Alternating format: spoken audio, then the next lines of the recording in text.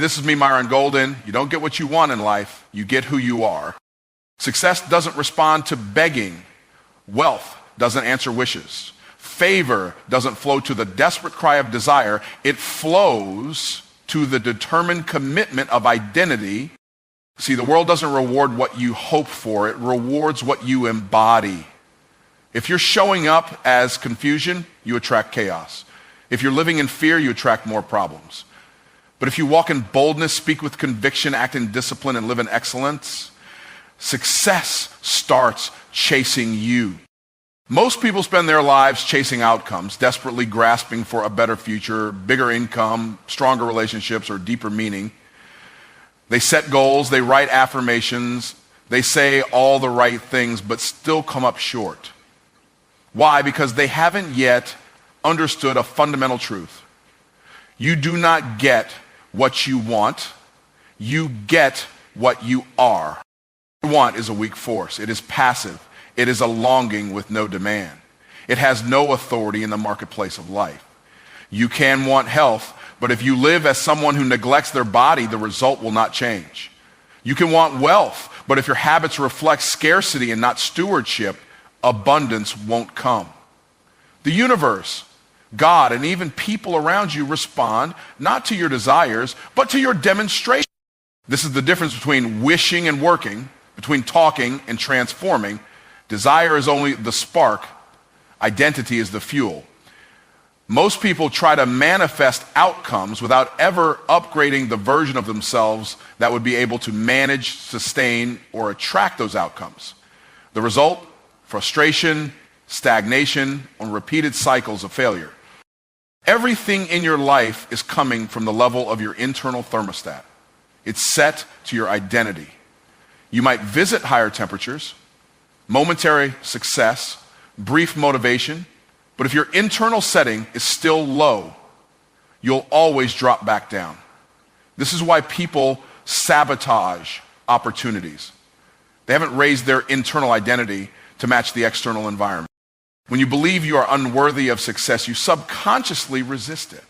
When you believe you are meant to struggle, you overlook open doors. Your beliefs become your blindfold, your identity becomes your filter, and until you reprogram that filter, no amount of desire will override your defaults. This is why change is hard. Not because the process is difficult, but because we're attached to the identity that created our current results. People say they want to make more money, but they still see themselves as broke. They say they want to get in shape, but they still think like someone who hates the gym. They want new outcomes, but they don't want to let go of old versions. You must be willing to kill the lesser version of yourself to become the greater. There is no resurrection without crucifixion. If you want to live at a higher level, something at your current level must die. That might be laziness, that might be pride, that might be excuses, or the habit of blaming others. Whatever it is, it cannot survive in the same space where your destiny is meant to flourish. Everything about you speaks before you open your mouth. Your posture, your energy, your consistency, your discipline, it all communicates your identity. People can feel confidence. They can sense certainty. And if you walk into a room with power, you don't need to announce your presence. Your identity has already done that for you. The greatest lie is that you need to do more to have more. In reality, you need to become more. Action flows from identity. If you see yourself as a high performer, excellence is natural. If you see yourself as a leader, you take initiative without being asked. But if you still view yourself as average, everything extraordinary will feel unnatural. Your life is shaped more by your subconscious self-perception than by your conscious desires. You can't out-hustle your identity. You can't outwork a belief system that keeps telling you you're not enough. That's why personal development isn't about learning more, it's about unbecoming who you are not, so you can remember who you truly are. And here's the sobering part. Your current life is proof of your current identity. the quality of your relationships, your income level, your physical health. It's all a reflection of what you've believed about yourself and acted upon repeatedly. If you want different fruit, you've got to plant different seeds. And those seeds live in your identity. This is not about faking it until you make it. That's surface level. This is about forming it until you become it. You don't just say, I'm successful. You think, breathe, move, and operate like success is your native language. And the more you do, the more congruent your life becomes with that reality. When you change your identity, you shift what feels normal, and what feels normal determines what you tolerate. Some people tolerate chaos because drama feels familiar. Others tolerate poverty because lack is all they've known. But when you reset your identity to abundance, peace, and purpose, anything that doesn't match becomes uncomfortable. Identity drives behavior. If your identity says, I'm disciplined, waking up early and staying focused isn't a struggle, it's standard. If your identity says, I'm valuable, you attract mutual respect. You attract mutual respect. Your identity sets the tone for what's acceptable and what's possible. Want is emotional. Identity is structural. A house built on desire will collapse under pressure. But a house built on identity, on truth, clarity, and alignment can weather any storm. Most people are trying to build skyscraper success on a sandcastle self-image. That's why it keeps falling apart. The marketplace doesn't pay you for your wishes. It pays you for your worth, and your worth is rooted in who you believe you are. If you don't see yourself as someone who creates value, you won't charge for your services. If you don't see yourself as a solution, you'll stay silent when people need your voice. Changing your identity is not an overnight event. It's a conscious decision followed by consistent repetition.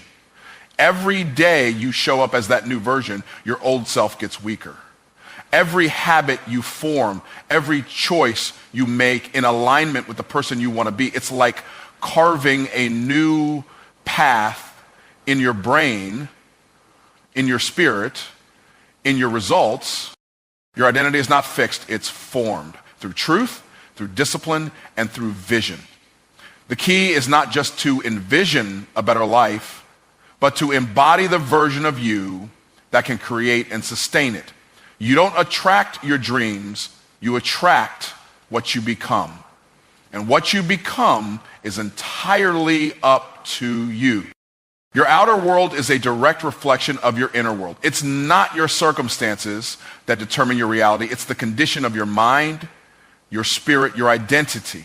Life doesn't bend to the words you speak out of habit. It aligns with the truth you hold in your heart. The world mirrors not your potential, but your perception. Everything that happens to you is shaped by what's happening in you. You can have two people walk into the same situation. One sees opportunity, the other sees risk. One sees a chance to grow, the other sees a reason to retreat. The situation didn't change, their mirror did. Their inner world dictated their interpretation, and that interpretation produced a result. What's dangerous is how unaware most people are of their own mirror. They react to life not realizing they're responding to a reflection of themselves. If they carry fear, they see danger. If they carry doubt, they question every open door. If they carry insecurity, they assume rejection before it happens. It's not that the world is against them. It's that they're against themselves, and life is simply echoing it back. The mirror doesn't lie. It doesn't adjust based on what you hope to see. If you don't like what you're seeing in your life, the mirror is not the problem. You can't break the mirror and expect a better reflection. You have to change the image that's being reflected. And that image is your identity, your beliefs, your self-concept. So many people try to fix their lives externally. They change jobs, switch partners, move cities, buy new clothes, post new content. But their mirror stays the same. And soon enough, they find themselves in the same patterns, the same cycles, the same disappointments. They escaped the room, but carried the prison inside them. The mirror principle is inescapable. You can't outperform it. You can't talk your way around it. You attract what confirms your inner image. If you see yourself as overlooked, you unconsciously behave in ways that make you invisible. If you see yourself as unworthy, you sabotage what you desire most. It's not magic. It's alignment. The most dangerous thing you can do is decorate a broken mirror. Dress it up, clean the frame, polish the glass. But if the reflection is distorted, your reality will stay twisted. This is why personal development isn't about cosmetics. It's about construction. You rebuild your inner world so your outer world has something new to reflect. When you develop confidence on the inside, life starts meeting you with favor. Not because life changed, but because you changed. Your energy speaks. Your clarity commands. Your self-respect repels dysfunction. Suddenly, the same situations that once drained you no longer even appeal to you. They no longer match your frequency. People don't realize that your internal world leaks. You can't hide it. You might smile on the outside, but people can feel uncertainty. You might try to appear strong, but if you're crumbling internally, it comes through in your posture, your tone, your decisions. Life reads you through the mirror you carry. If you want a better harvest, you don't blame the soil, you check the seed. The seed is your mindset. The seed is your emotional pattern. The seed is your worldview. The mirror doesn't just reflect what you do, it reflects what you believe. So you don't need new fruit, you need new roots. The mirror principle is also why gratitude is so powerful. Gratitude trains your mind to focus on abundance. And when your mirror is shaped by gratitude, life reflects more of what you appreciate. You begin to see possibilities where others see problems. You develop eyes for favor. You create momentum without forcing it. Likewise, if your mirror is shaped by resentment, fear, or regret, your reality will reflect back more of that energy. You'll keep running into obstacles that feel familiar, not because the world is against you, but because your mirror is magnetized to dysfunction. You've trained your inner lens to expect pain, so life keeps obliging.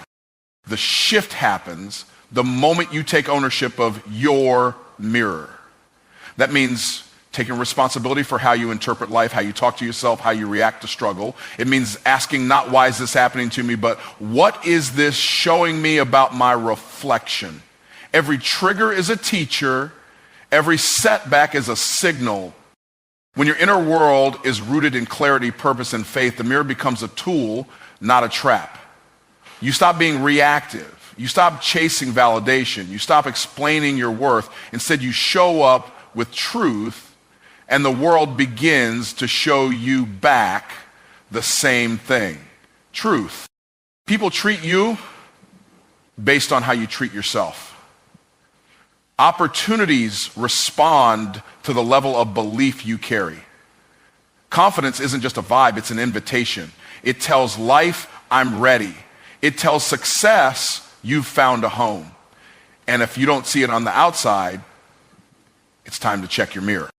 Even your prayers are filtered through your mirror. Some people pray like beggars because they still see themselves as lacking. Others pray with boldness because they know they're aligned with purpose. The language you use with God, with others, and with yourself, it's all shaped by the reflection you carry.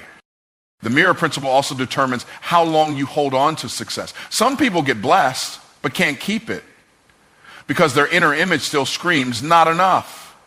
So they push away what they've been given. They shrink in rooms they were born to lead. They drop the ball because the mirror still shows them as unworthy. Transformation doesn't start with changing your life. It starts with changing how you see, and how you see is determined by what's inside you. The mirror is always honest, You might not like what you see, but you can't fix what you won't face. The moment you face it, though, the moment you choose to rebuild that image, you reclaim your power. When the inner mirror reflects strength, truth, love, and purpose, life begins to rearrange itself to match that frequency. You'll still face storms, but you won't see them as threats. You'll see them as training. You'll still face resistance, but you'll interpret it as refinement. Because now the reflection is strong enough to sustain what you're called to carry. People often ask how to rise in life, how to level up, how to reach the next dimension of success, influence, or purpose. They chase new techniques, gather more information, and seek out mentors, hoping for a secret shortcut. But the truth remains timeless and unchanging. You cannot elevate beyond the level of who you are willing to become. Embodiment must come before elevation. You have to become the version of yourself who belongs at the level you desire to operate in. Elevation is not a reward for ambition. It is the byproduct of alignment. You don't get promoted to the next level because you simply want it. You get promoted because you are equipped for it, because your identity, actions, and character are already in agreement with it. Many people want high places but refuse to grow the strength, discipline, and wisdom required to stand in those places without collapsing. The challenge is that people try to perform success before they've become success. They mimic behaviors, quote affirmations, and study the routines of the accomplished, without ever doing the deep internal work of becoming the kind of person who lives in excellence by default. Embodiment means you don't just talk like someone at the next level. You think like them. You decide like them. You carry yourself like them. Your habits expose your identity. You can't fake that. Your daily rhythm, your attitude under pressure, your attention to detail, your willingness to take responsibility, all of these tell the world who you are and what level you're truly operating on. If you want to go higher, you don't need to shout louder, you need to build deeper. Every elevation requires a new embodiment. The person you are now was only built for the current level you're surviving at. If you want to thrive in new territory, the structure of your mindset must change. Your standards must rise. Your integrity must strengthen. Your resilience must be upgraded.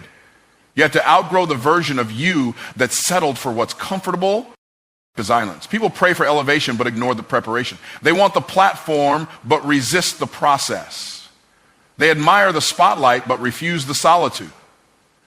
But embodiment doesn't happen in public, it happens in private. It happens in your daily decisions, in your late night battles, in your early morning discipline. Nobody sees the becoming, but everybody sees the elevation that results from it. You cannot carry old mindsets into new dimensions. Elevation without embodiment creates collapse. That's why some people reach new levels and then self-sabotage. They didn't become the kind of person who can handle that level. Their spirit never caught up with their speed. Their character never caught up with their ambition. And the result is a breakdown masked as burnout. To embody greatness means to become it at the root. It's not enough to imitate confidence. You must internalize worth. It's not enough to mimic boldness. You must develop unshakable faith in your value. Embodiment is about identity transformation, not surface level change. It's about rewriting the inner script that says, I am not enough, and replacing it with the truth that says, I was born for this. No one sustains what they haven't become. You can borrow belief for a season, but eventually the rent comes due. The way you carry yourself when no one is watching, the excellence you operate in when it's not required, the way you handle small things, these are the signs that embodiment is happening. Elevation, it doesn't choose favorites. It chooses the ready. Readiness is not about perfection. It's about alignment. You might not know everything, but you are becoming someone who learns quickly. You may not have all the resources, but you are being resourceful. You may not have the audience yet, but you are preparing your message, strengthening your voice, and acting like someone who already has impact. Most people want to feel successful before they act successfully, but embodiment flips that equation. You act successful long before you feel it. You don't wait to feel confident to move. You move until confidence catches up. The emotional reward follows the behavioral pattern. You don't wait to be inspired. You move as inspiration. Every level has a language. Every level has a posture. Every level has a culture. If you want to be accepted at the next level, you must embody its atmosphere. You must carry its discipline, its clarity, its humility. You must carry the habits of elevation long before the world gives you permission to rise. That's how favor finds you. When you already look like you belong in the place you haven't even entered yet. There's a reason some doors won't open. It's not that they're locked. It's that you haven't yet become the person with the right key. The key is not external. It's who you are. When you embody the identity that aligns with that opportunity, the door recognizes you. It opens because it was always coded for the real version of you, not the current one you're pretending with. To embody something is to integrate it so deeply that it becomes second nature. You don't have to remind yourself to be it. You are it. You don't need to psych yourself up. You walk in it effortlessly. This is why elevation feels sudden to outsiders, but never to the person who's been preparing privately. They've already been living there in spirit, in mindset, and in action. The future you desire will always demand a greater version of you. Not a fake version, not a hyped up image, but a fully integrated, transformed, disciplined, and responsible version of yourself. Embodiment is not about trying harder. It's about becoming clearer. It's not about forcing success. It's about aligning with the truth that already lives inside you. You are either becoming the kind of person who elevates consistently, or you're recycling the same version of yourself and wondering why life feels stagnant. Embodiment is the exit out of cycles. It's the decision to grow roots that match your dreams. When you root yourself in the standards of your future, the soil of your present starts working in your favor. Elevation without foundation is dangerous. But elevation with embodiment is sustainable. It's peaceful. It's powerful. Because you're no longer striving, you're expressing what you've already become. You're not trying to rise, you're simply walking in the direction that your identity has already chosen. Alignment is not just a matter of productivity, strategy, or mindset. It is spiritual. It is biblical. And if you are out of alignment with divine principles, it doesn't matter how much effort you apply, the results will always fall short of your potential.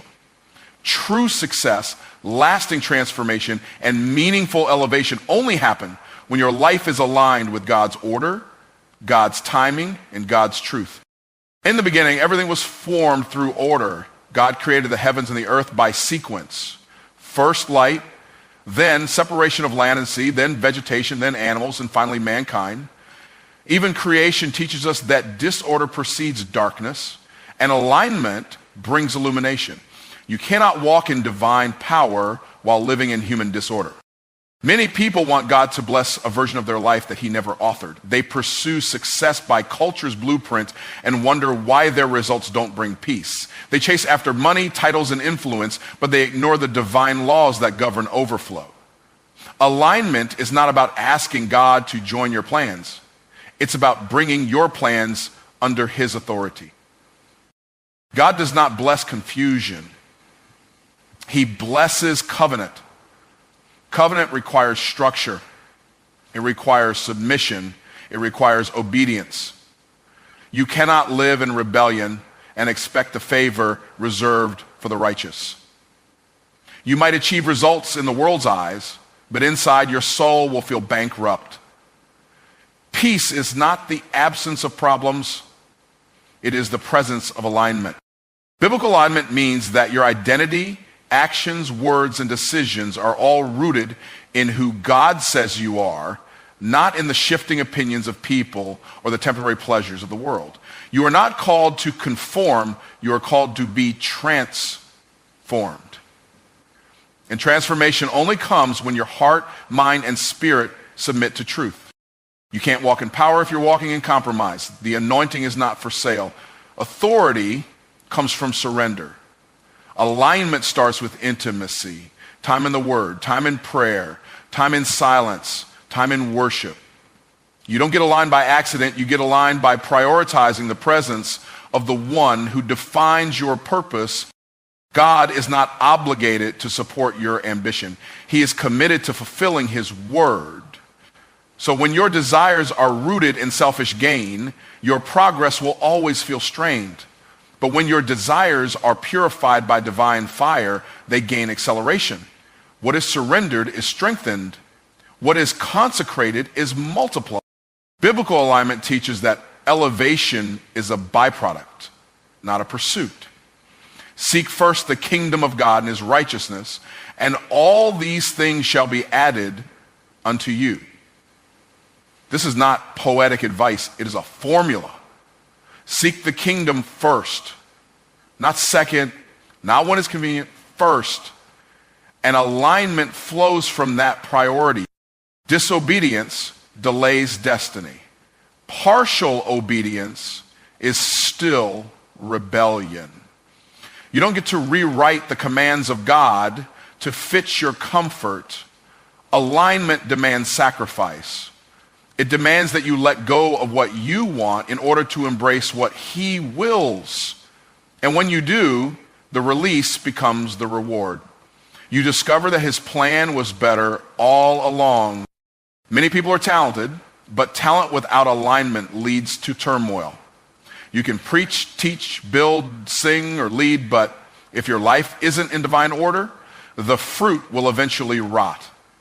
Biblical alignment ensures that what you build is sustained by grace, not just grit. You're not striving for outcomes, you're resting in obedience. Even Jesus modeled alignment. He said, I do nothing except what I see the Father doing. That's not just humility, it's strategy. Jesus had the power to call down angels, to perform signs at will, but he submitted his power under purpose. That is the picture of biblical alignment. Strength under submission, authority under covering. Alignment is the reason some people see supernatural acceleration while others struggle endlessly. When God knows he can trust you to stay aligned with his will, he doesn't hesitate to open doors. He doesn't delay your development. He promotes those who won't compromise his character for personal gain. Favor follows faithfulness. The reason many people feel stuck is not because they lack opportunity, it's because they've wandered outside of alignment. The wrong relationship, the wrong environment, the wrong motive. It all adds friction to the flow of favor. But when you repent, return, and realign, grace comes rushing in like a flood. God redeems the time when you return to truth. Biblical alignment does not mean you won't face adversity. It means that adversity can't destroy you. Alignment anchors you. It gives you stability when life shakes. It gives you clarity when others are confused. It gives you boldness when fear is trying to rule. Because when you're in alignment, you're standing on a word that cannot fail. The word of God is the blueprint. It is not just inspirational, it is instructional. You don't follow it to impress others, you follow it to access power. When your business is aligned with biblical integrity, you don't need to manipulate to win. When your relationships are aligned with covenant, you don't have to fear betrayal. Alignment brings protection. The enemy's primary strategy is to disrupt your alignment. He doesn't have to destroy you, he just has to distract you.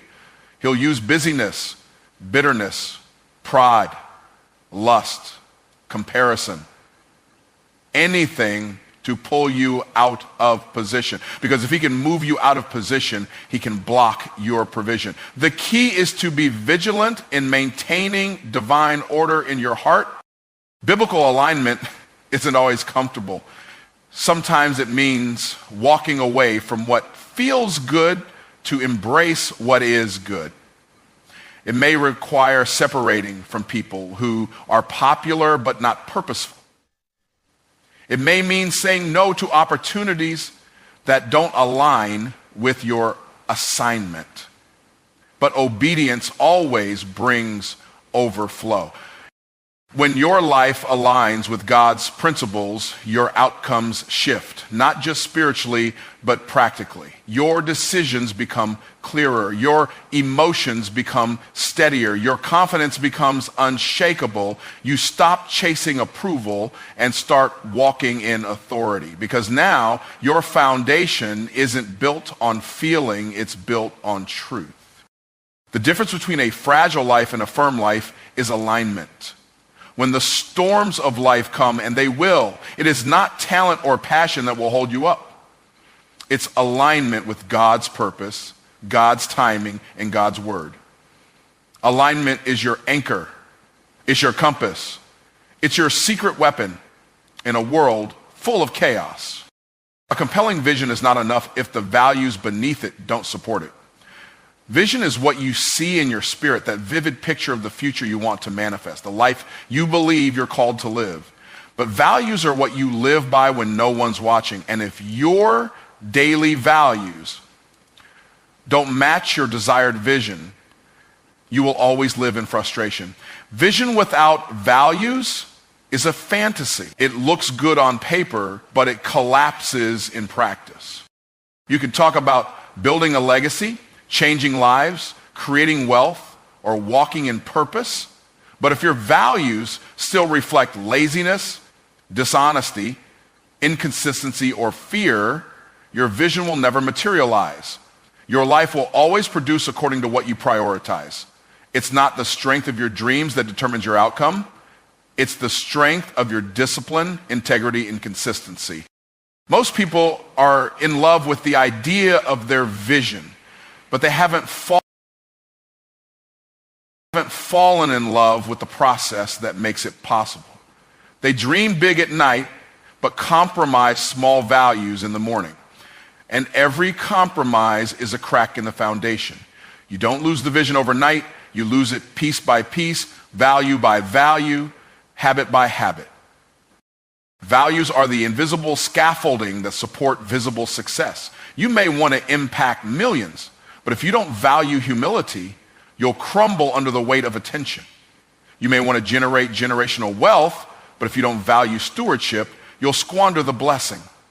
You may want deep relationships, but if you don't value honesty, those connections will never be secure. Your values tell the truth about what you believe you're worth. If you settle for mediocrity, it's because somewhere inside your values allow it. If you keep tolerating dysfunction, it's because your values have not yet shifted to protect your peace.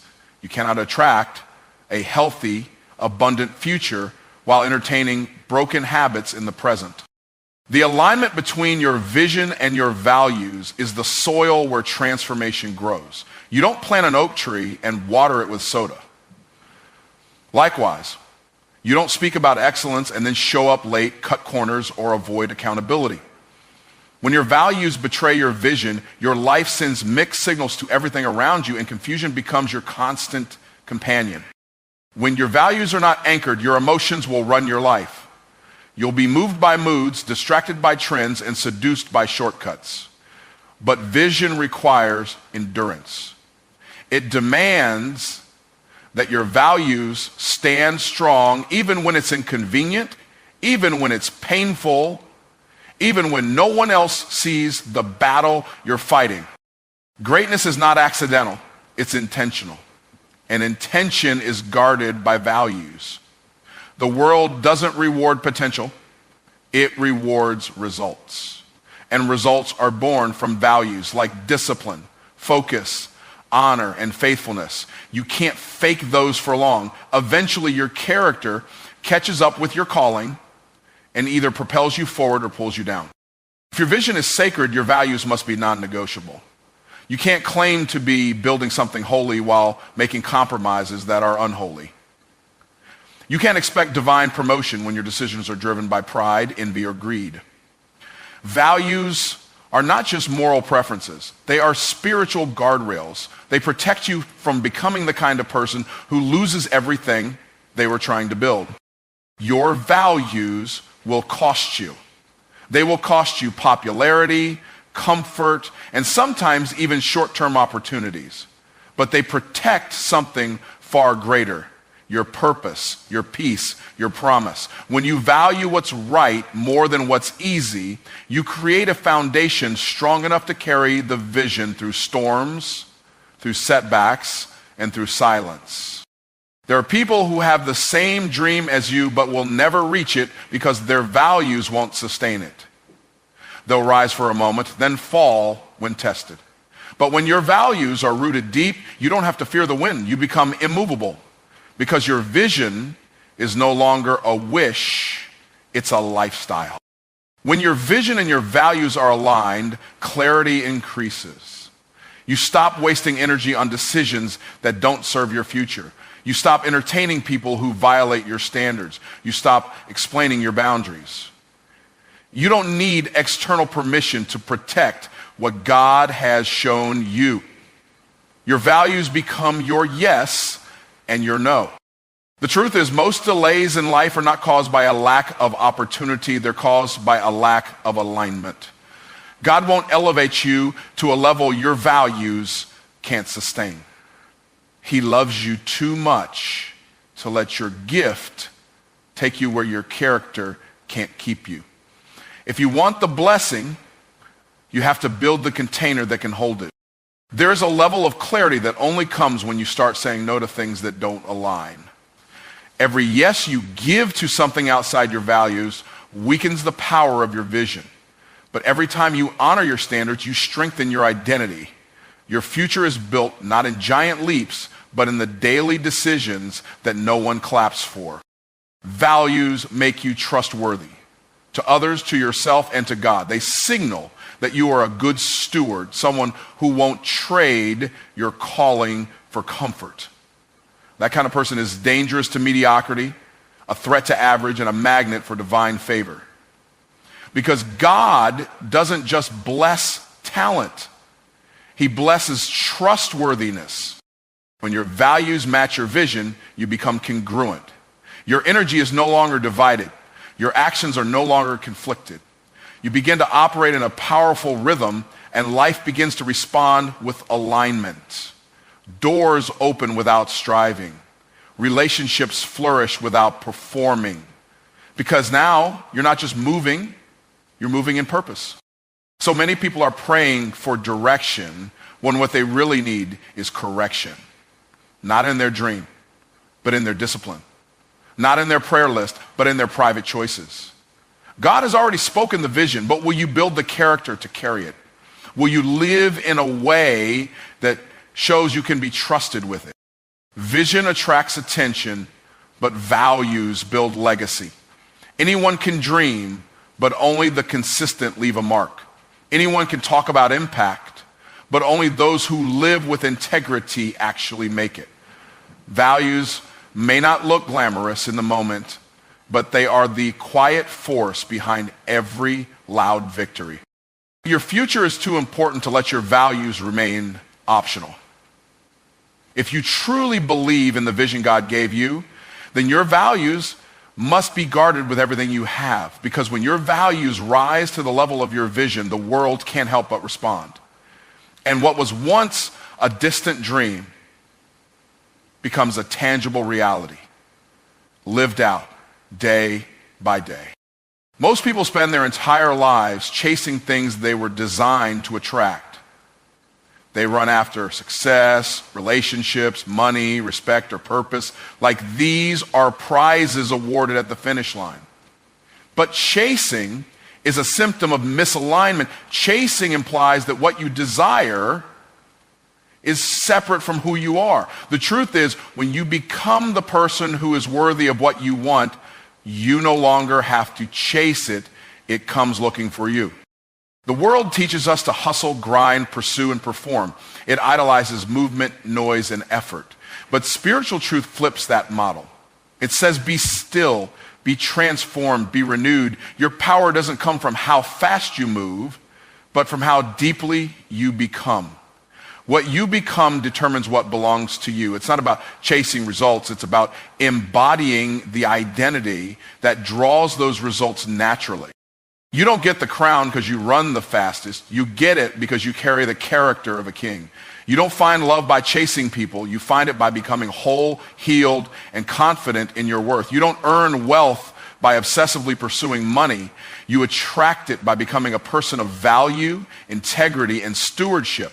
Becoming is the gateway to everything you think you're supposed to chase.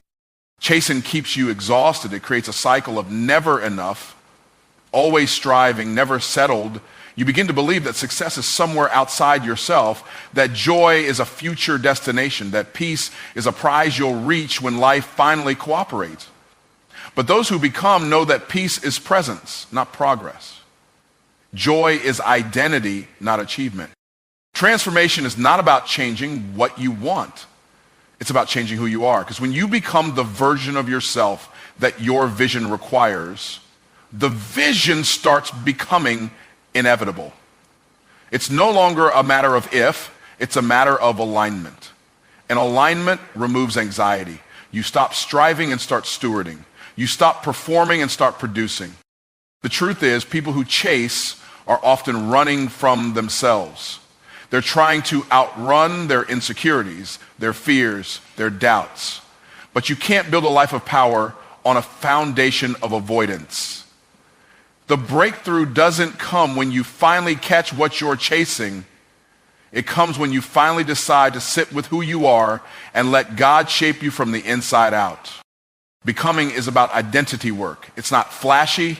It's not Instagram-wise. It looks like forgiving when it hurts.